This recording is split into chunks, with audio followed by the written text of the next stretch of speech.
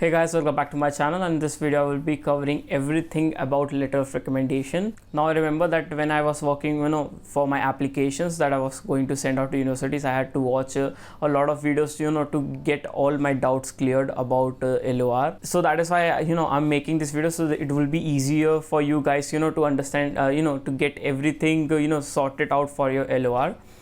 So first of all, starting off with how many LORs are needed for your application. Now in most cases you are going to need 2 or 3 LORs, so you need to check this requirement by mentioning your university name, your course name, and LOR requirements. So you just Google search your university. Let's say for example, University of California Riverside, computer science department, LOR requirement. Now just search this and you will get most probably get the information how many LORs are needed when you are applying for the application. Okay, now once you have got this information, you need to also check in some of the universities what they do is they specifically mention that the LORs should come from a professor or something like that. Okay, if any of those requirements are there, you need to make sure you fulfill that requirements. Okay, so let's say in normal circumstances you are you have to provide 3 LORs. Now I will recommend you to put 2 LORs from your professors and get 1 LOR. If you have done any internship or something like that, get 1 LOR from your manager or your product manager. So now how to approach your manager or your professors so that they can give you a letter of recommendation. Okay, now first of all you need to choose which professors have taken the most courses. Let's say for example, so what I did is that I chose my professor who she has actually taken 3 of the courses while I was doing my undergrad. So I've chosen her, and I was also at very good terms with her, so that is why I chose her as my first recommender. For the second recommender, I chose my HOD. He had also taught us 1 or 2 subjects during my undergrad. Now I will be talking about how you can approach them. Either you can what you can do is you can email them, like I'm going forward my abroad study, so I need a recommender, and then I will be happy enough to make you my recommender, so can you provide me a letter of recommendation, something of that sort. Just write an email, or you can talk to them in person about this thing. Okay, so for me, all 3 of my recommenders asked me for the draft, so I provided them with the draft copies, and they made some changes and reviewed the letter of recommendation. And one more thing, what you need to do is that your letter of recommendation will only be accepted when there's a signature from your professor. And if it's from your university, what you can do is you can tell your professor to write print the LOR on the letterhead of the university. Now I will be talking about the points that you should cover these points in your LOR to make your LOR stand out from other applicants. As well, if you're writing your LOR, like you are writing the draft for your LOR and going to submit them to the professor or manager, I'm going to talk about all the points. And even if if your professor itself is going to write the LOR for you, make sure you have discussed all the points with them and remind them that they put these of the points, couple of points. Okay, one more thing, if you want like the LORs that I submitted, what you can do is you can connect with me on Instagram or on LinkedIn. I will share the PDF of all the 3 LORs that I submitted with my applications. So just connect with me on my Instagram or my LinkedIn, and I will leave the link for my Instagram and LinkedIn in the video description, so you can just, go there and connect with. So the first point that you should you should cover is the class rank.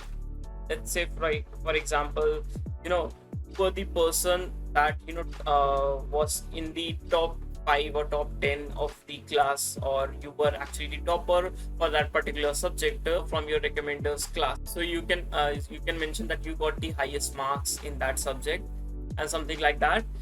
So just mention that, because that will stand out you from other applicants. Okay, another thing that you should cover is the projects. Let's say for example, you were doing some projects under the guidance of that particular recommender, so you can mention any of the projects. You can tell them to mention this of the project and how how good job you did with this project, and how much efforts you put in this project. Okay, you can just mention some of that, some of the points like that. The another point, and this is I think so is the very crucial point. It's the leadership qualities. Mention leadership qualities, like for example, you leaded you were the CR of the particular class. You managed the whole class. Like for example, you managed the whole class. You were the leader of some club in your university. Or even if when at your university you were going to an event, you handle your whole team. So something of leadership quality, something like this, you can mention in your LOR. Got any scholarship in your undergrad? Please mention that, because that will also stand out. Now, basically, through these 2 points, it will show that how much passionate you are towards this, course.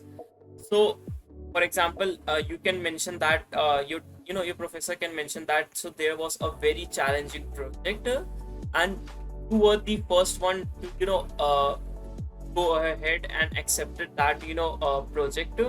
Some more points, let's say for example there were any events happening on the campus, and you participated in all of those events, even if you won some of the and even if you stood any first, second, or third position in any of the event, just mention that as well in your in your LOR.